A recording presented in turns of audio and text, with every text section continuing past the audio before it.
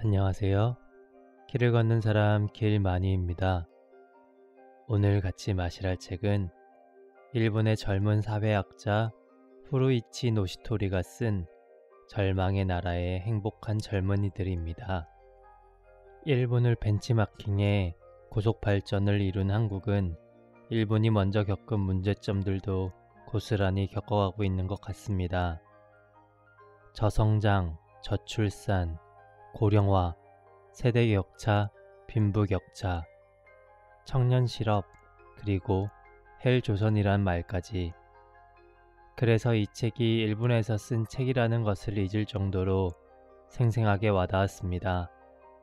점점 살기 힘들어질 것이라는 우려와 어른들의 요즘 젊은이들은 이라는 우려와 달리 일본의 젊은이들은 오히려 행복한 삶을 누리며 살아가고 있다는 저자의 이야기가 펼쳐집니다. 그리고 여러 가지 자료들을 제시하면서 주장을 뒷받침하는데 그 내용들이 아주 흥미롭습니다. 2011년 일본 국민 생활 만족도 조사 결과 무려 20대의 75%가 지금 나는 행복하다라고 응답한 것입니다. 그런데 그 이유가 조금 당황스러웠습니다. 인간이라는 존재는 미래에 대한 기대를 포기해버리기 때문에 비로소 행복을 느낄 수 있다는 씁쓸하면서도 타당한 근거를 제시합니다.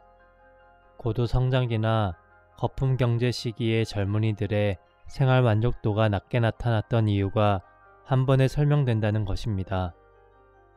요즘 소확행이라는 말이 유행처럼 번지고 있는 한국을 보면 우리도 비슷하게 변해가고 있는 것 같은데 그것이 과연 미래에 대한 기대를 포기해버렸기 때문일까? 나도 소확행을 즐기는데 미래에 대한 포기가 나도 모르는 사이에 무의식적으로 이루어진 것일까?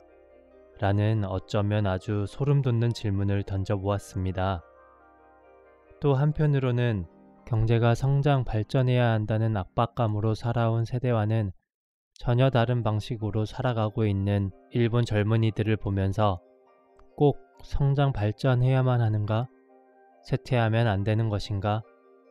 아니 지금 이대로도 좋으니까 유지할 수도 있지 않나? 라는 질문들도 던져봅니다. 이런 쇠퇴와 유지에 대한 기대는 내가 먹고 살만한 세대에 태어나서 가난했던 시절을 경험해보지 못한 탓일까요?